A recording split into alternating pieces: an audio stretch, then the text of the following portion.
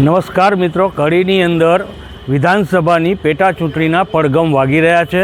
હરેક પક્ષના લોકો પોતાના ઉમેદવારને જીતાડવા માટે એડી ચોટીનું જોર લગાવી રહ્યા છે। એવામાં કડીને સાંકળતો અને કડીની લાખોની જનતાને એટલે કે લાખો મતદારોને સતાવતો પ્રશ્ન છે અહીંના ભૂલ ભૂલૈયા ભરેલા રેલવેના અંડરમાર્ગ જે બનાવવામાં આવ્યા છે તેનો। એ પ્રશ્નને લઈને અહીંની પ્રજા તમામ પક્ષના નેતાઓથી નારાજ છે। ખાસ કરીને ભારતીય જનતા પાર્ટીનું અહીં આગળ જે વર્ચસ્વ રહ્યું છે એને લઈને અહીંની જનતા ભારે પરેશાની ભોગવી રહી છે। અનેક આક્ષેપો અહીંના ભાજપના નેતા ઉપર થઈ રહ્યા છે।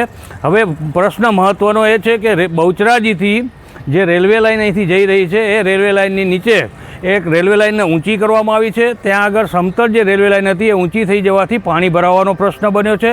એ સાથોસાથ અહીંના લોકોને અહીં ગરનાળામાંથી જવું હોય એક જગ્યાએથી બીજી જગ્યાએ તો ભૂલ ભલૈયા ભરેલા ગરનાળા બનાવવામાં આવ્યા હોવાથી લોકોને આવવા જવામાં પરેશાની થઈ રહી છે। તદુપરાંત ડિઝાસ્ટર મેનેજમેન્ટે કોઈ જાતની અહીં આગળ તકેદારી રાખી નથી, જેનું પરિણામ ભોગવવા માટે કડીની જનતાને મહા મુશ્કેલી વેઠવાનો વારો આવ્યો છે। ત્યારે પેટા ચૂંટણીના પડઘમ વચ્ચે અહીંની જનતા કહી રહી છે કે જે અમારી આ સતાવતી સમસ્યાનો અંત લાવશે તેવા નેતાશ્રને જ અમે ચૂંટીને લાવીશું। આજની તારીખમાં રેલવે બને 12 મહિના જેવું ઉપર થઈ ગયું, જ્યારે રસ્તો પહેલાં તો લોકલ પબ્લિકના અવર જવરમાં કડીના 2 ભાગ પડી ગયા। નેતાઓમાં 2 ભાગ પડી ગયા, ભાજપમાં 2 ભાગ પડી ગયા અને જે નેતાએ નાના નેતાના તૈયાર કર્યો એ જ નેતો હમો પડ્યો ને એને લેખિતમાં આલ્યું કે અહીં રસ્તો ના થાય, મારું શોપિંગ વેચાય, એના માટે એનો ઈરાદાપૂર્વક આ રસ્તો બંધ કરાવવાનો પ્રયત્ન કર્યો હોય ને, બરાબર। નહીંતર આ રસ્તો સીધો પબ્લિકને રેલવે તો આલવી હતી પણ કોઈને ડિમાન્ડ કરીને જ્યારે સર્વે થતું હતું જાણ પર સર્વે વખતે કોઈ નેતાઓ હાજર રહ્યા નહોતા અને હવે નેતાઓ બૂમો પાડે છે કે અમારે આમ છે ને તેમ છે, એમાં પાડાના વખતે પખાલીને ડોમ દેવાય છે।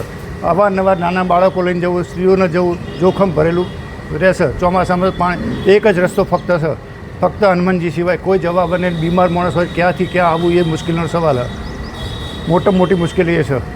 હવે આમાં કોઈ રસ્તો ઉકલેવો છે નહીં, કારણ કે હવે રેલવે તો તૈયાર છે જ નહીં, કારણ કે આ વસ્તુ બની જાય પહેલાં ક્યાં ગયા હતા એવું કહેશે રેલવેવાળા તો કરવું શું? પબ્લિકને જ હેરાન થવાનું ને।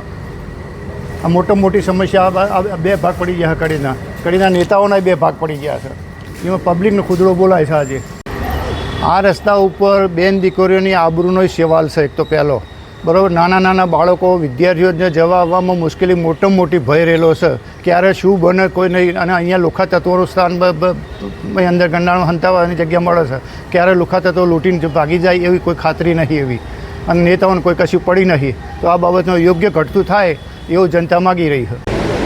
આમાં એક તો પાણી બહુ ભરાઈ રહે છે, 1 ઇંચ વરસાદમાં તો પાણી ગરનાળું બંધ થઈ જાય છે અને વળાંક એવા ખોટા આપ્યા છે કે વાહન ચાલકોને એટલી બધી તકલીફ પડે છે વળાંકમાં। એટલે જો આનો કોઈ યોગ્ય રસ્તો લાવે તો સારી વાત છે। અહીંયા આપણે નીકળીએ ત્યારે બરાબર વળાંક તો બહુ બધી ગલીઓ બનાવે ભૂલ ભૂલ્યા જેવી રીતે, એટલે વળાંક વળવામાં બી બહુ તકલીફ, એક્સિડન્ટની સમસ્યા ઊભી રહે અને વરસાદમાં પાણી બી ભરાઈ શકે। એટલે આર્યું ડાયરેક્ટ સીધો રસ્તો થતો હોય તો સૌથી સારું એમ। આ નાળાની અંદર પાણી ભરાવાથી જવા આવવામાં તકલીફ પડે છે બહુ વધારે, અને સ્કૂલનો ટાઈમ હચવાતો નહીં અને અંધારું બિલકુલ છે, એટલે લેડીઝોને આવવા જવામાં બહુ ઘણી તકલીફ પડે છે, બરાબર।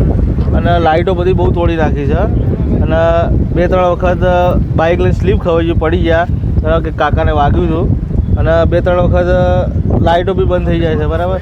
અને પાણી અત્યારે બહુ ભરાઈ ગયું છે, પાણી બાઇકમાંથી નીકળવામાં તકલીફ પડે છે। અરે આનું બધું હમું કરાવે પૈસા, કોકના છોકરા મરી જાય અને આ તો મોણા મરી જાય એવું હોય, એકદમ હોંકડું છે, અજવાળું કરો અને કોઈ એક્સિડન્ટ થઈ જાય તો કોકનો જવાન મોતિયાણો જતો રહે અને પાણીની કોઈ સુવિધા નહીં, ઠઠ ભર્યું પાણી। આ ગરનાળાનું કોઈક સોલ્યુશન લાવો, બેને એકલી આવો તો તકલીફ પડે છે રસ્તામાં। શું તકલીફ પડે છે? અંધારું કે કઈ? અંધારું ખૂબ છે, આવવામાં તકલીફ બેનને પડે છે, સાધનો આવર જવર થાય, એકલ લોકલ જાય ના શકાય, શું કરીએ કે આ રેલ ગંડોરવામાં પડી જઈએ, વાગી જાય, હાથ પગ ભાગી જાય તો કોનું જવાબદારી? હવે આગામી સમયમાં જોવાનું રહ્યું કે જો મતદાન થાય અને મતદાનની તારીખ નક્કી થઈ ગયા પછી કડીની જનતા પોતાનો મિજાજ કેવો દેખાડે છે તે પણ જોવાનું છે। તદુપરાંત આ પ્રશ્નનું જો નિરાકરણ નહીં આવે તો સંભવત કડીની જનતા મતદાનનો બહિષ્કાર પણ કરી શકે અથવા તો આવનારા દિવસોમાં એક લડાયક આંદોલનના મંડાય તો પણ નવાઈ નહીં।